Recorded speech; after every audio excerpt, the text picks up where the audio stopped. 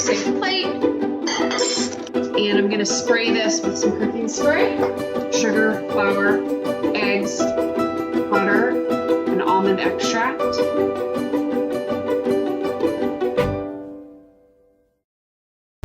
Hi. So I'm gonna get right down to it.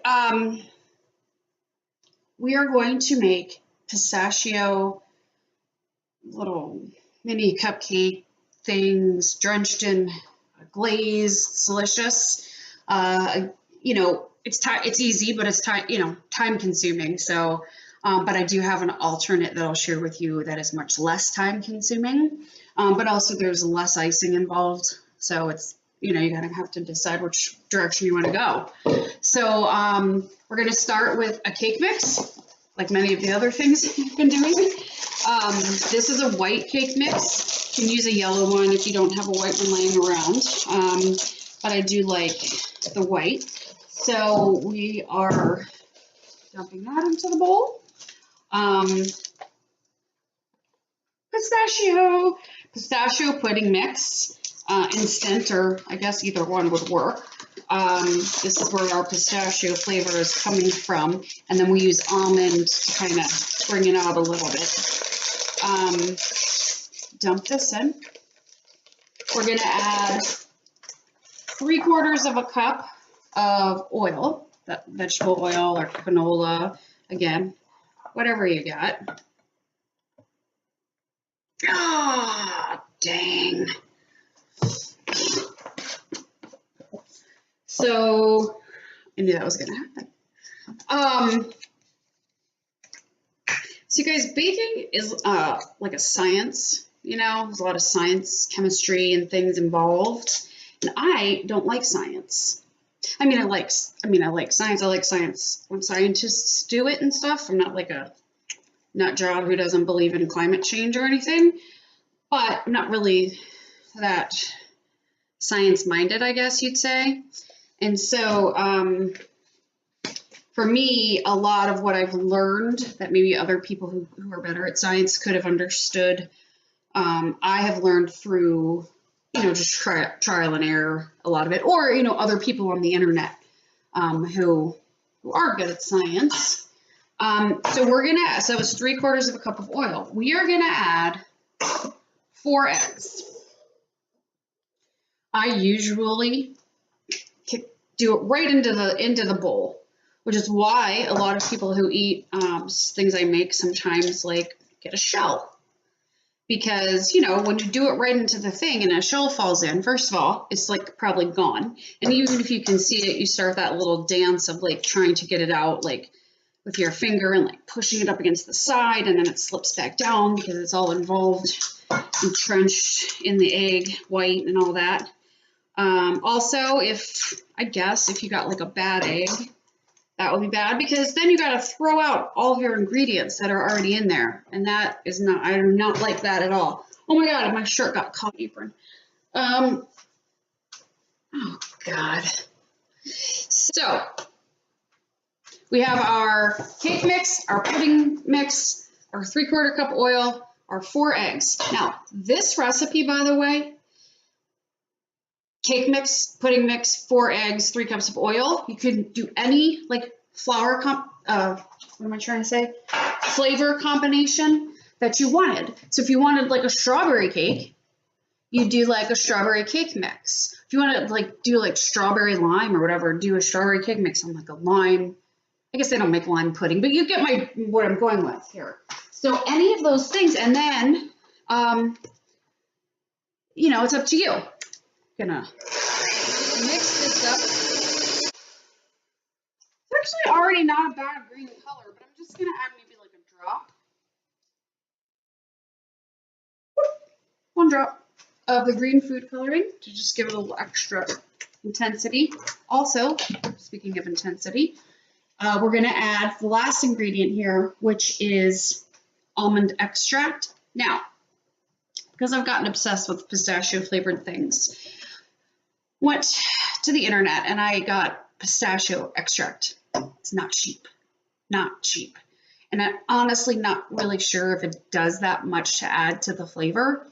So don't waste your money on this unless you're kind of like obsessed and curious like I was. I'm gonna add about a teaspoon of the almond extract. Extracts in general are not cheap, actually. Almond isn't cheap either. So we're gonna keep this out for later for our glaze. And I'm just gonna go ahead and add just a teensy tiny little bit of this expensive stuff to that, just to, again, intensify the flavor a little bit. Not entirely. I think the almond extract overpowers it anyway, so it's probably just a waste of money. Okay, so the other thing I forgot to get out was my scooper. Tell you, these things, they changed my life. So cookies, you could do smaller cookies, you could do ginormous cookies. This is good for a cupcake, like a normal size cupcake. You know how like food bloggers and stuff, they like all the cupcakes are even. They had a trick, I didn't know. I'm telling you, it's just like, and then mini cupcakes, which we're going to do today, we're going to use this baby one. So I have my mini cupcakes in here, and I'm going to spray it with my, my spray. I read an article about this spray, how like professional bakers use it. So again, I hit up Amazon Prime. It's only slightly more expensive, and I do find that I haven't had as much trouble with things sticking. It's called Vegeline. So we're going to use our baby, and even this is too much, so I don't fill it up entirely. You really only want these things filled up like halfway, in between halfway and 2/3 of the way, because you don't want them to have that necessarily have that round top on it. You want them, to be all uniform and stuff like that. So it's like almost a full one of these, which I don't know what that, like, if it's like a teaspoon or a tablespoon, I have no idea. So I'm going to do this, and then, I should probably turn on the oven, and then bake these, and then when I come back, I'm going to show you the next part, which is the best part.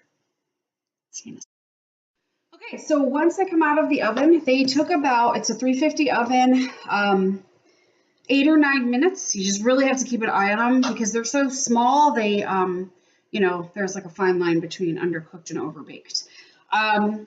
I usually just kind of turn these out onto like a cooling rack or even just onto the counter because there's like no way to get them out really, elegantly. So tapping against the counter. Are you coming out? Oh, they're all down. Okay, so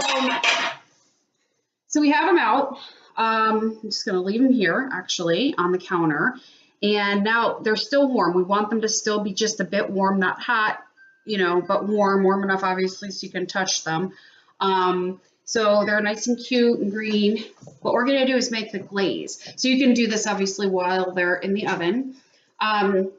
4 cups of confectioner's sugar. So that's what this is. 4 cups of confectioner's sugar, a half a cup of water, dumping that in, a tablespoon of oil. This is going to make it nice and kind of thin so you can glaze these suckers. Then we're going to do the extras. So I would say a teaspoon of vanilla and a teaspoon of almond extract. Teaspoon of vanilla. Gosh, this Costco thing, it drives me crazy. Fix this. It's like a mess. And then teaspoon of almond. So what you hear in the oven right now, which I'm about to have to go take out, is tonight is we're celebrating my sister-in-law and my brother-in-law's birthday. So I just made one of them into like a small little cake so that there was something that they could put a candle into. So like I said before, this process is a pain, really, honestly, dunking each one of these little things and all that. If you made this into a bundt cake, same thing, you make the glaze and then you just have to pour the glaze over it. A lot easier. And I've done that. Actually, I think in my first or second video, that cake, this exact cake as a bundt was sitting on my counter, and I had pointed that out if you recall, if you saw that. This is a bit thin, so you just can adjust it by adding more confectioner sugar or more water if you want it to be thicker or thinner. I think this is a little bit thin, so I'm gonna add some more confectioner sugar. Again, this is not a measuring situation, just you know, however you want it to be. I think thicker might be a little better because more of it will stick to the cupcake, which is my goal. It's totally my goal here. You know, still too thin, but we're gonna go with it for now. So we'll adjust if we have to. So I usually, again, if someone invents a way to dip things like into chocolate or into glaze or whatever that isn't horrible and long and just terrible, you'll be a millionaire. Trust me, other bakers would understand. Wax paper, this will really make your life easier for cleanup. You're gonna put the wax paper under the cooling rack. We're gonna I have 2 forks, dumping it in, kind of squishing it around, getting it all covered, and then I bring it up and I do this, which is super annoying to everyone in your house, so bonus. And then I'm just gonna kind of, you didn't see that, but I'm gonna slide it onto the thing. And we do that with all of them, which is why this one isn't like the most super fun thing to do. Having said that, once you pop one of these suckers into your mouth, you realize it's worth it. So like if you did the bundt cake, again, delicious, moist cake with the yummy glaze, but the glaze is only like on the one little outer edge. Look at this, you know? So I'm just saying it might be worth the effort. I mean, it is. So again, you can do this as a bundt cake or really any kind of cake. And again, that one recipe, cake mix, box of pudding, 3/4 cup of oil, 4 eggs. You can make any flavor variety with any glazed flavor or icing or chocolate ganache or anything with this kind of basic recipe that can go any which way and in any kind of pan. So like to me, I love ow, that's hot. Came out of the oven, I guess. So this is in a springform pan, so you can see the center sunk.